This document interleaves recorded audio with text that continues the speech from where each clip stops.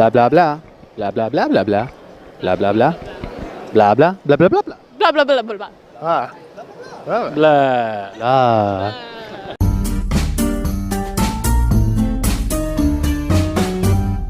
Hello folks, I'm JR. I'm with JR. Really? Yeah. Really? What's up, bro? Yeah. And with Jose. And Charlotte. I wish you would have gone JR. Oh, it's good. It's good. We're gonna ask him a few questions. Why are you here in Retropalooza? I'm representing Extra Life, which is a organization that we do 24-hour game marathons to raise money for children's hospitals. And my hospital of choice is Cook Children's, and this is going to be my third year to do it, so I'm really excited. Good job, dude. That's amazing. What about you? I am actually one of the participants of Extra Life, and last year, me and my team, we raised almost $2,000 for our cause, and all of it got donated to Cook's Children's House. That's amazing. Other charities, learn from him, please. I won't name names. Cancer research person. But yeah, donate everything. Have you ever heard of a YouTuber called Critical? Critical. All right. So he's a very he used to be a niche guy, but he got popular because he showed his face and he's handsome. Yeah, right. That's how it happens. He did YouTube for like 5 years, and every time he made money from it, he donated to charity. On his Twitter, he always said, "What charity should I donate to now?" and does that. And now he works on Patreon, so yay! But he still, any money he gets from YouTube, he still donates it. It's amazing. It's a beautiful thing. So go watch Critical, because every time you watch him, you're basically helping him out donate stuff. What about you? What are you here for? Well, I'm cosplaying for Heroic Kids, which we are pretty much a organization that cosplays to make people happy, kids in hospitals. We come and we make them smile for as long as we can. Sweet. I remember there's another organization that I interviewed at an ACON. I think it was Heroes for Hire. Yeah. And like oh man, you've seen their suits, just like because I interviewed a Captain America, and it was like, this can stop a bullet. And it's like, wow. It's Next level cosplay. Oh man, imagine you in that like armored Supergirls or Harley Supergirl. Run around. I would run around and just protect people if I could, honestly. It's like, hey, boom, boom. It's like superhero. Right. It's amazing. What was your first retro game you played? Oh gosh, Pong. Oh. That's how old I am. Yeah. So, early 70s. My mom brought a Pong station home, and He's like, go for it. this is what then the next thing was Atari. So that just it kept growing over all the years. But it's pretty amazing to come to a place like this and to see some of my childhood. Everything. Yeah. It's like. It's like, do I have the money for that? Right. Can my machines run it? Right. Can my HD TV run this? I gotta go buy a tube TV. So it's insane. And then one day that age is gonna get you, and it's like, I can't work it anymore. What about you? What's your first retro game? If you would consider it, on the Gameboy Advance would be Donkey Kong Country 1. Oh wow! I didn't even know that came out for that. Oh really? That's cool. What about you? Mine was the Atari. Really? Yeah. I remember having the little handheld one, so I was like 3 when I first got that, but I'm not even that old.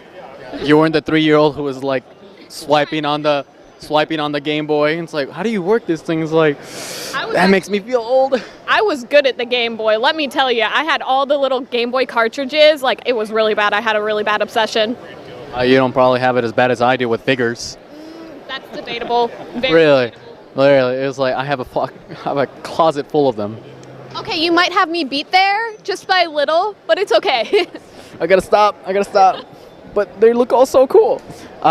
What is the first retro game that you beat? Oh gosh, Ghosts and Goblins. Oh wow! I know. Wow! I know. Yeah. You run through, and then you had to go back to the beginning. It was an illusion. I thought, that was aggravating. Yeah. So it was so harder. Yeah.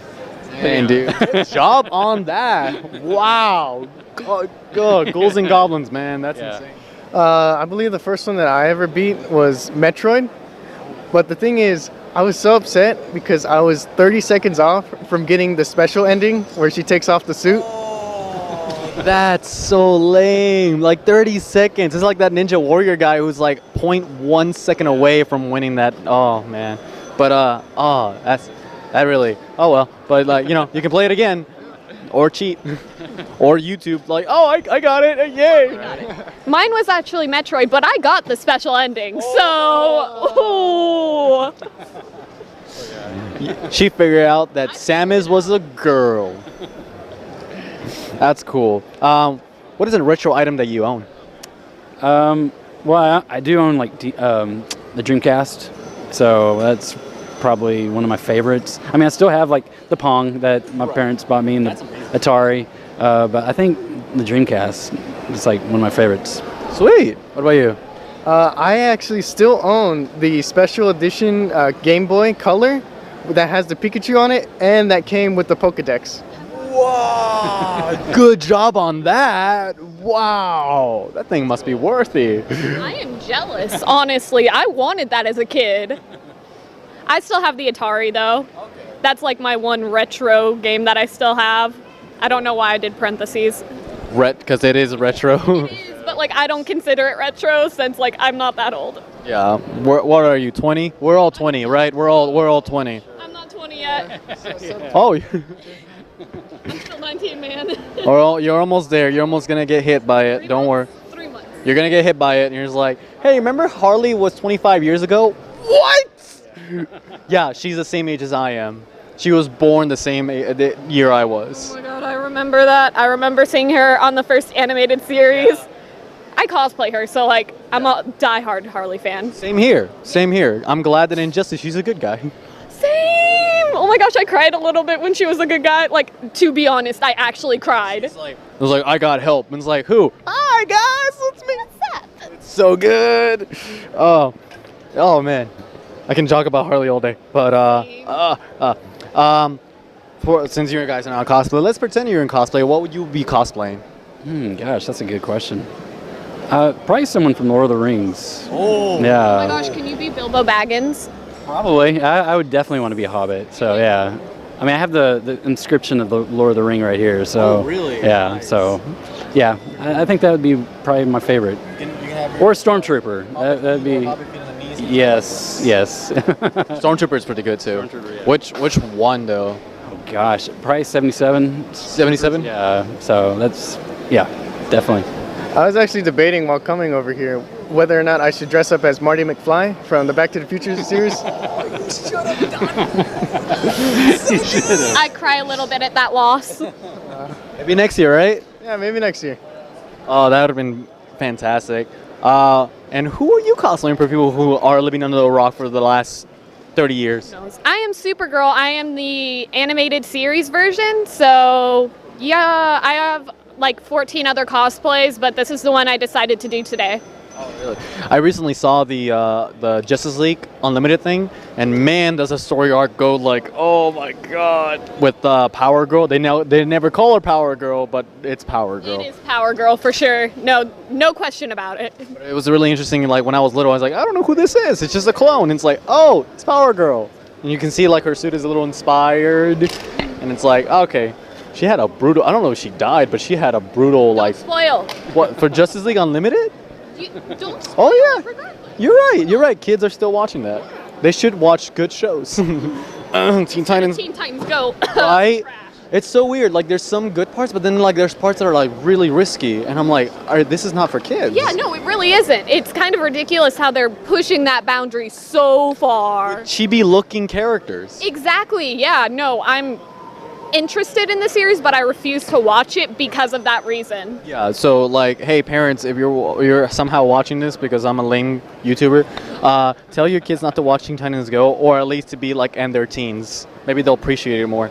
Hey, another show that I thought was like really weird is that they rebooted the Powerpuff Girls. Yes. And it was just like It's Animu style. It's not what it used to be. No, not at all. They tried to update it. Yeah. It's like, no, you ruined it. They used the same Teen Titans Go formula for it. And it's just like Powerpuff Girls is not Teen Titans. It's weird too because like they had a crossover and you see the real Powerpuff Girls talk smack to Teen Titans Go. It's like, you're not real heroes. And it's like, we're going to show you what real heroes are. And it's like, why are you acting like the Powerpuff Girls?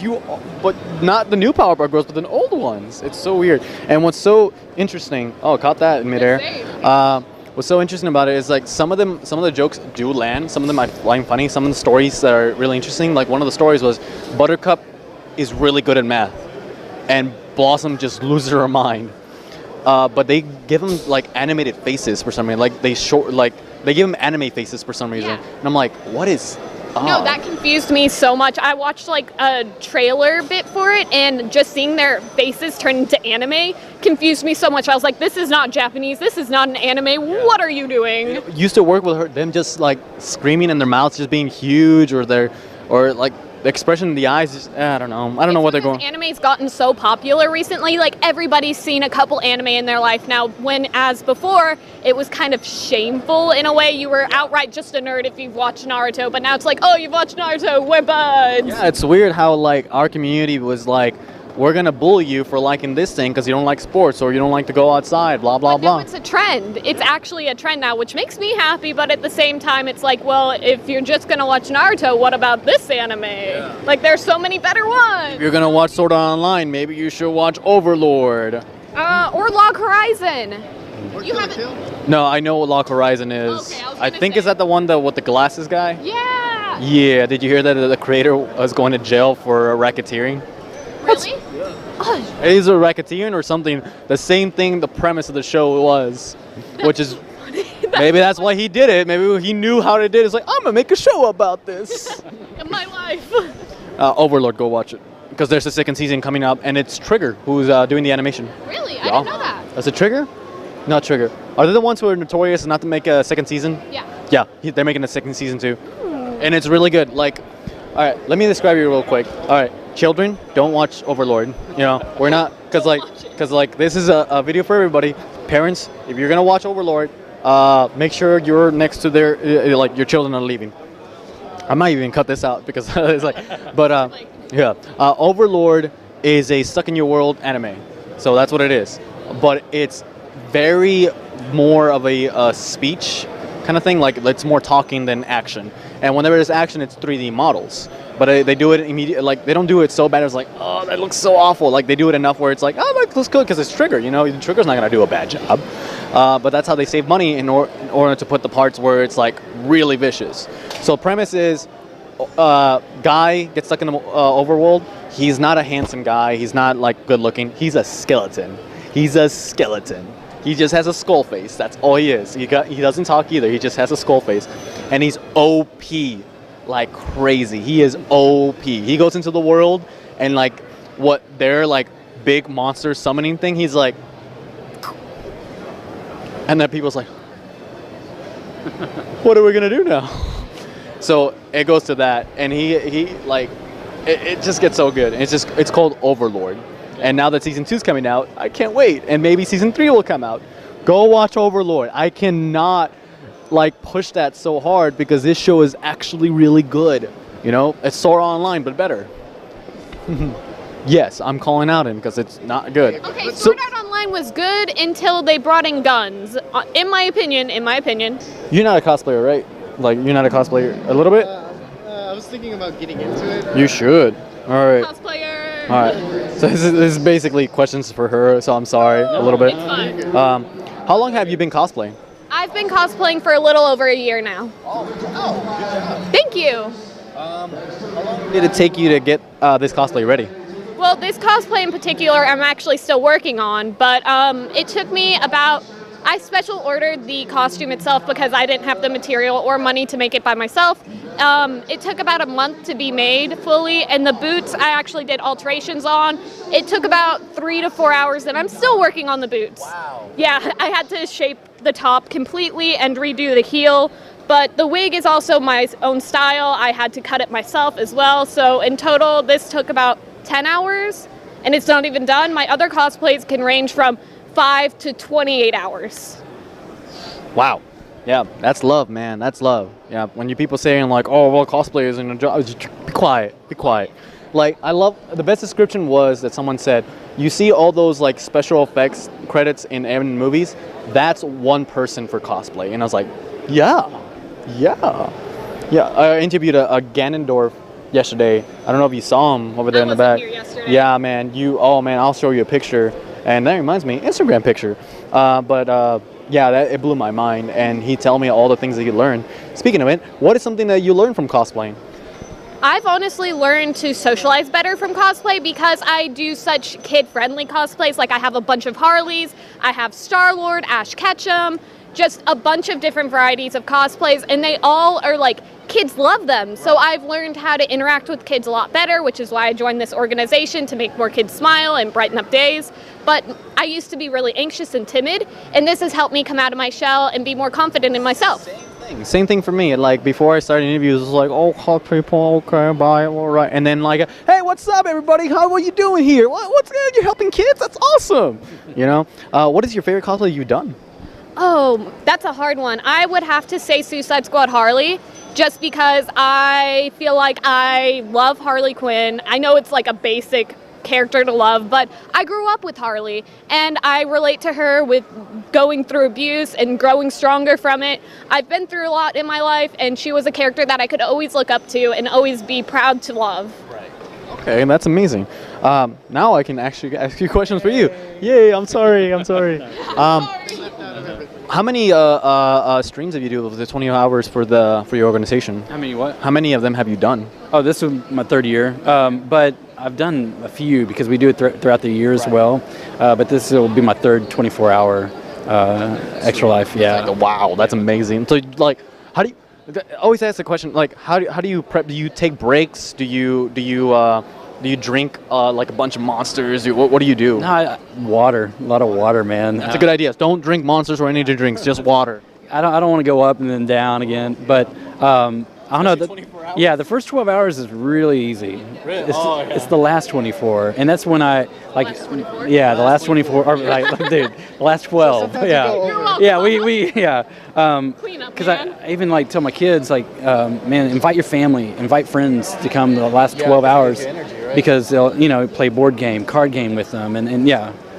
So they can like support them to keep going, because it is a tough task. 24 hours seems like it's an easy task to do, but it can be tough. I've been having ideas, but I never have actually put my feet down. But I've been having ideas of beating a game in 24 hours. Yeah, it's like just go for it. Yeah, but whatever.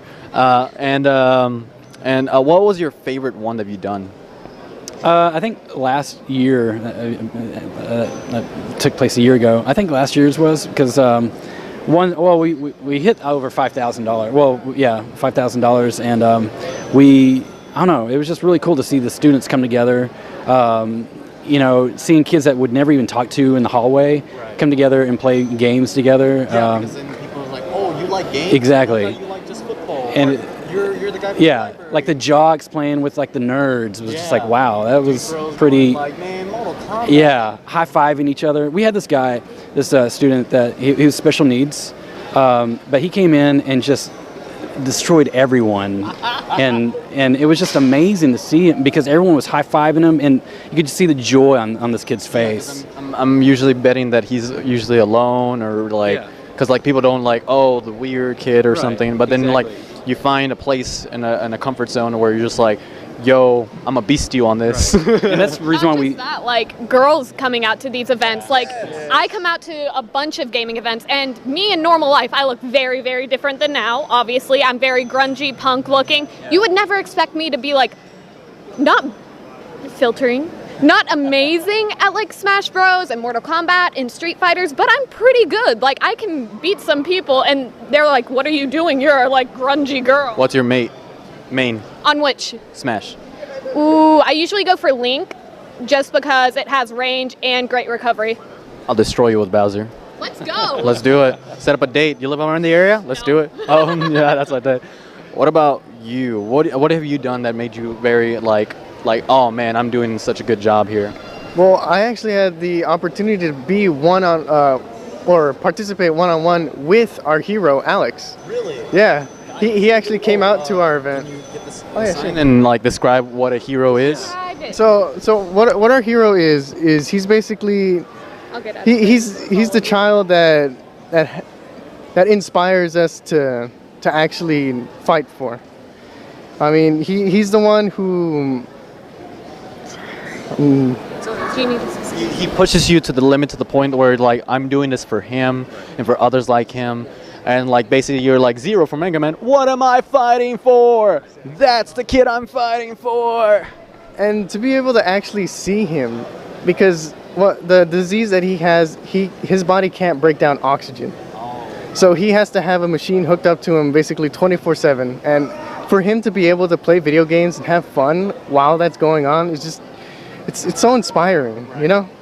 And then that artist who said that video games isn't art, bye-bye. We don't want you here. Because this is beautiful, you know. This is what games do, you know. I mean, any social media, of course, does some sort of this, but like video games, you interact with people, you talk to people, and even though sometimes in our community we do have like those scourges that we just wish that were going away, we can't forget the amazing things that you do, and that you do, and you do it for him and others like him. It's an amazing and wonderful feeling to just watch people dress up, or like you said, play 24 hours, and you interacting with people and giving them like, this guy is here for me. You know, I can just imagine what he's feeling like I'm different, but they do this for me, and then that makes him feel like completely unified. And that's the goal I always want to push, especially in cons, especially in places. This thing is like, I want to celebrate that. I want to celebrate our connection in our society to move forward. That one day we don't see race, we don't see gender, we don't see color, we don't see any of that, and we just see people. And I think you guys do the right thing, and you do everything in your power to push that hard and to making the world hopefully one day a peaceful place. And I want to thank you, every single one of you, for what you do. Thank you so much. Thanks, Jared. Thank you. Last question. What is something you wish to change in our nerdy community? Golly, I have to be the first one for that one. I mean, I got one right off the bat. Yeah, go ahead. Yes. I honestly, as a girl and a cosplayer, I want to change the stereotype of sexualizing girls that play video games. Like, it's really over dramatic, and I actually hate it because I have been way overly sexualized just for playing video games and just for cosplaying, and it is an awful, like, evil in the community, and I think that it should be stopped and girls should just be accepted in it instead of sexualized. And I feel like the reason that happens is because the misogynistic people who are, or I don't want to say misogynistic, but like warped people or misguided people can only see that like, oh, a woman is coming into my territory. The only way I can feel comfortable for that is to objectifying her and making her feel dominated, which I feel very confident in conventions, but there's always those few people that try to harass me and try to like manipulate me to do awful things in convention centers, and it's just really shameful in my opinion. And not just girls, but disabled people as well. Like, we should just be more accepting to girls and disabled people in this community, and we're slowly working our way up, but right now I'm not always welcomed in certain situations because I am a female. And like, the thing you can do, guys, the thing you can do is listen, And you know? Ask for permission for pictures, ask if you can like touch the cosplayer, just holding them, wrapping your arm around. You cannot just lift up a cosplayer for a picture. I have had that done so many times. They're just like, let's take a picture, picks me up, what are you doing? Right, immediately. And like, girls, you can say no immediately. It's okay to say no. And it sucks. It sucks. Yeah, sometimes I'm a guy. And I'm also like, not saying that every guy does this, by the way. But I still will apologize for the gender of mine, because it is us. You can see all the statistics, you can see all the reports.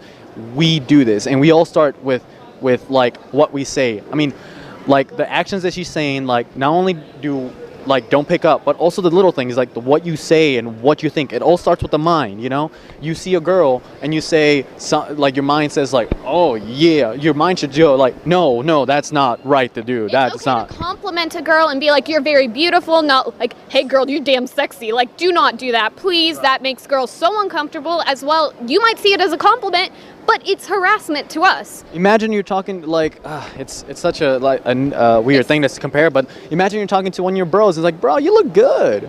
You know? Oh, hey, bro, you look sexy today. Imagine like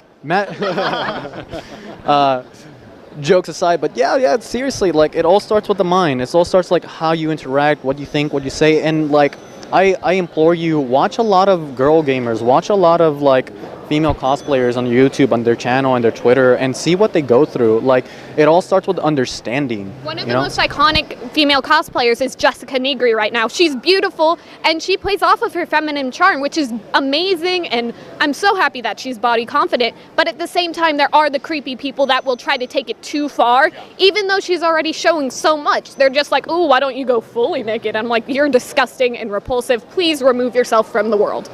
Right, and it's just like like I said, it just need to read their Twitters, need to read their bios, their stories, and it's like it all comes back to understanding. You know, it all just comes back to that. Thank you very much. That's a big thing. Cosplay is not consent. Not consent. Not ever. consent. Not consent. Very good. Very good. Thank you very much. You.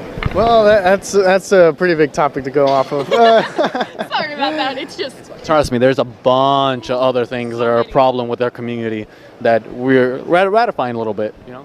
I mean, one thing that I would like to address would be for the community to actually know that art is open to interpretation. Everybody can see a video game, a movie, or just any topic with a different mindset. That not everybody has to agree, and that's okay. Yeah. I don't hate her for liking Sword Art I Online. don't hate you that much. Yeah, exactly. It doesn't matter. As long as you guys like the same thing, you guys should be okay. Because I hate seeing things posted on Reddit, on Tumblr, on YouTube comments, where they're attacking each other even though they like the same thing. It's awful. And it's all about, like I said before, community together. What about you? Well, I'm 45. I've seen the community come a long way to where, like in the 90s, we probably would never have anything like this because to be a gamer or a nerd, a geek, what were kind of the terms that people we would use, wasn't the cool thing to be then, right? Now people are just And now nerds and geeks are running the world, you know, and so I think we've seen a lot of change in that. But like both of them are saying, there's a lot of hate in the community that just needs to, you know, it's like there are a lot of YouTubers, but man, they're trolled, and there's so much just foulness that comes out of people's. I mean, it's not face to face, of course. It's all just because in reality they were doing face to face. They would be quiet. Yeah. Because when you call out racist bigotry, they shut up. Yeah. And it's just I think that's the hugest thing right now. It's just what I've seen. It's just, man, words. Even though, you know, I was just listening to Boogie, and that's what he was saying, man. Someone's words, you know, he can kind of bounce it off, but. You know, but there are some words, man, that just stick to your heart, and you can't just shake.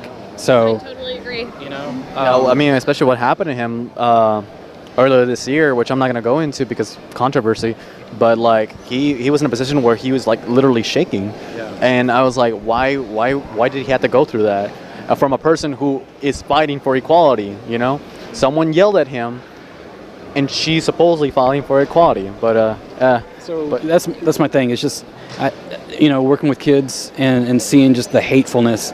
I mean, you don't know what someone else is going through, you know, and suicide is a horrible way to end it all. And it's just, that's what I hate, is just seeing that sometimes hate wins, and which should be the opposite. Love should win. And I think this community needs to change in that area. Like, spread love, not hate, you know? And then, like, if you see, like I always implore people, if you can't do personally anything about it, find someone who can, you know? Empower them, pretty much. Yeah. Like, so, like, don't have the effect of, like, you see something wrong going on, and it's like, maybe I should step in, or maybe I should get someone, or, like, yell out, you know? Because people, they grow up, and this word for word, they grow up being conditioned into certain ways and certain things that they think is okay, and you find out later it's like, oh, this person doesn't like it, but this person likes it, so why does she? No, there's something wrong with her. No, she just doesn't like it because to her it's wrong, and because people are different, you know, you gotta be. I'm not saying walk on eggshells, but be aware of your surroundings and the people. Open-minded. Be open-minded. Anyway, thank you for all the things that you said. Again, keep working hard. You can, and look at us. We just like spend our time having a good time, and the cons already picked up. But remember to learn and watch them, watch her, watch everybody here, and learn something every day. Then talk about it. We'll see you next time. Bye.